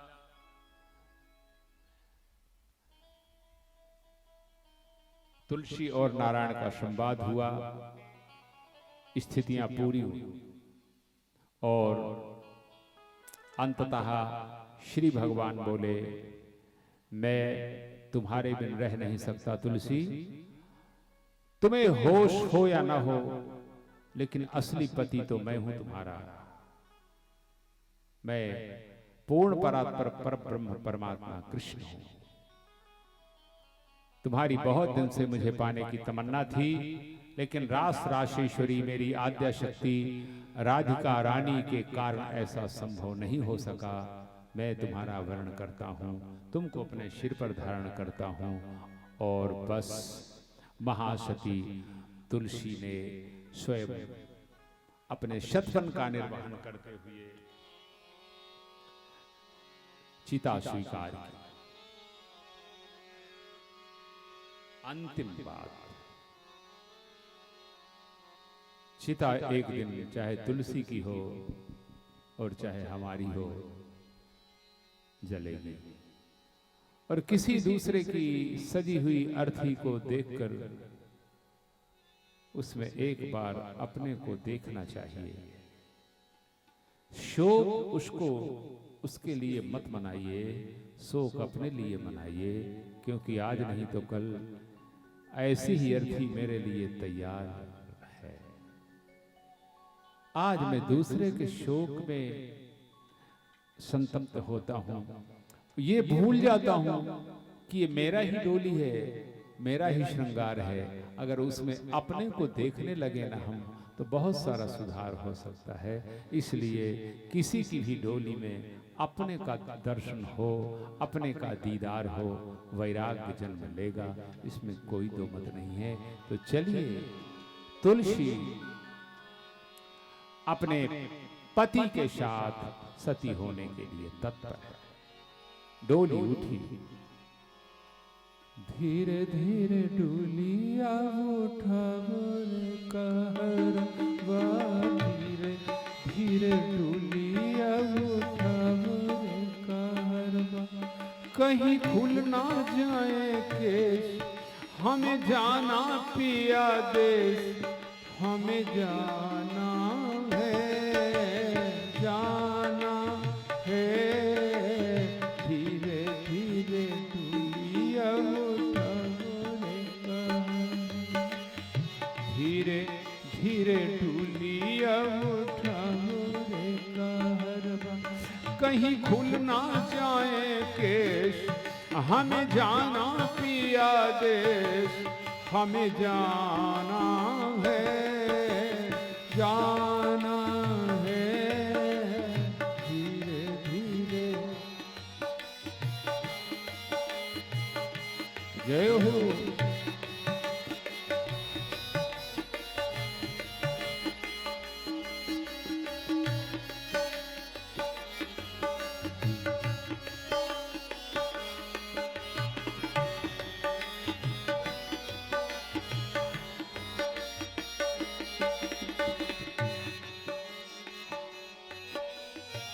जरा पंक्तियों के भाव पर ध्यान दें।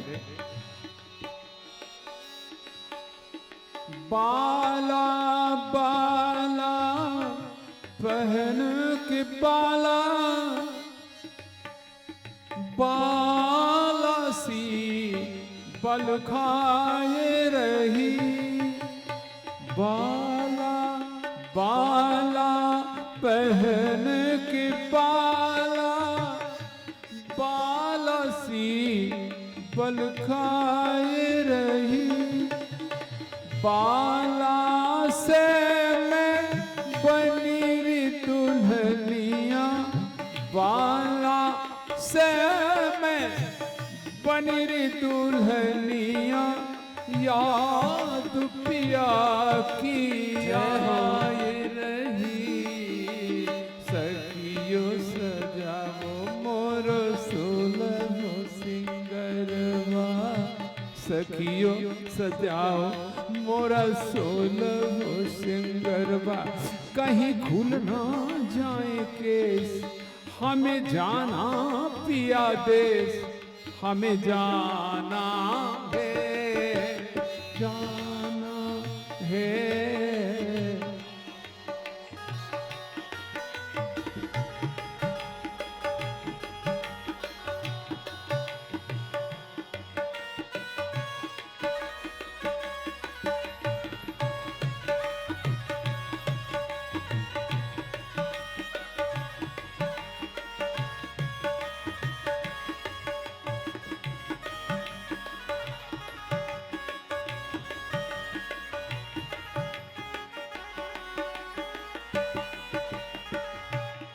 अंतिम पंक्तियां हैं। देह देह सखियन सो सजाई, भाव पर ध्यान देंगे। देह देह सखियन सो सजाई, आज सजाई मैंने देहरी, देह देह सखियन सो सजाई, आज सजाई मैंने देहरी, पर देह देह से बिछुड़ रही है। एक है मेरा मेरी बाह्य देह, एक है मेरी सूक्ष्म देह, देह देह से बिछुड़ रही है, देह देह से बिछुड़ रही है, जाओ पिया की तेहरी, सखियों कहा मत अपनों कदरवा, सखियों बहाओ मत अपनों कदरवा, कहीं खुल ना जाए केस, हमें जाना पिया देश, हमें जाना है, जाना है। धीरे धीरे ढूंढिया कमरे कारवा, धीरे धीरे ढूंढिया कमरे कहरवा। बोलिए भगवती महामाया मैया की जय हो। अनंत अनंत अनेकानेक चर्चाओं के पश्चात श्रीमद् देवी भागवत का विराम हुआ। महाराज जनमेजय को भगवान श्री वेद व्यास जी ने उनके अनंत अनंत किए गए जो प्रश्न थे उनके समाधान किए। अब आइए परंपरा का निर्वहन करते हुए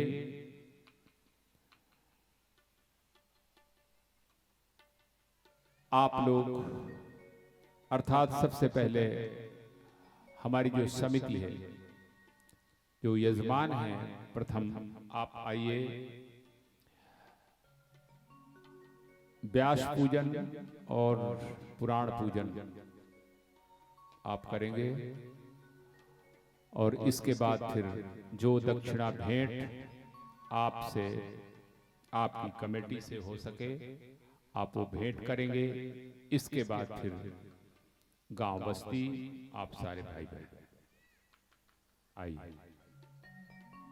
ओम स्वस्ति इंद्रो वृद्धस्रवाः स्वस्ति नः भोगा विश्ववेदाः स्वस्ति नस्तारक्षो अरिष्टनेमि स्वस्ति नो बृहस्पतिर्दधातु पृगधस्वामरुतः वृष्णिमातरः शुभं यावानो विदधे सुजगमया अग्निर्जिह्वामनवां कर्णेभिः शृणुयाम देवा भद्रं पद्मेमाक्षभिर्जत्राः स्थिरैरङ्गस्तुष्टवागुंसास्तनूभिर्यसेमहि देवहितं यदायुः। के मुखारबिंद से श्रीमद् देवी भागवत महापुराण की अमृतमयी कथा श्रवण कर रहे थे। आज हम शंखचूर्ण और माता तुलसी की कथा श्रीमान कुंडा से पधारे हुए श्री जीतराम से मैं अनुरोध कर के बाद साथियों आज सबसे बड़ा हमारे वंशी से मैं अनुरोध करूंगा कि वे भी आए और महाराज जी का पुष्पहार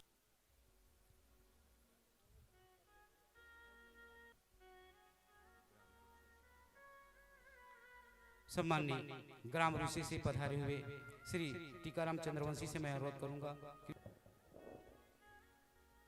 वैसे तो आप सब बड़े ही सौभाग्यशाली हैं सज्जनों, भगवान की अनुपम कृपा जो मंगल कारिणी और मोक्ष प्रदायिनी है। आइए आज अष्टम दिवस है, इसलिए मैं सभी लोगों से, सभी श्रद्धालु बंधुओं से अनुरोध करूंगा कि वे बढ़ चढ़कर इस पुण्य का लाभ उठाएं। मंदार माला कुलतालकाय कपाल मालांकित शेखराय दिगंबराय च दिगंबराय नमः शिवाय च नमः शिवाय नमः शिवाय च नमः शिवाय। और दुर्गा मैया की जय। जल घुमा लेंगे, जल घुमा करके परिक्रमा करेंगे। ये तीर्थानि प्रचरन्ति श्रीकास्तानि संगिणा तेषागुं सहस्रयोजनेव धन्वानि तन्मसि यानि कानि च पापानि जन्मान्तर्गतानि च तानि नश्यन्तु प्रदक्षिणां पदे पदे। बोल दुर्गा मैया की जय। तुलसी माला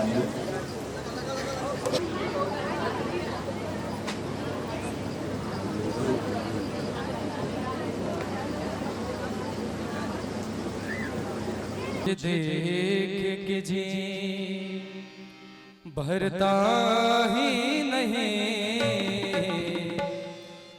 तुझ देख के जी भरता ही नहीं। अब जाऊं कहाँ मैं सांवरिया, अब जाऊं कहाँ मैं सांवरिया।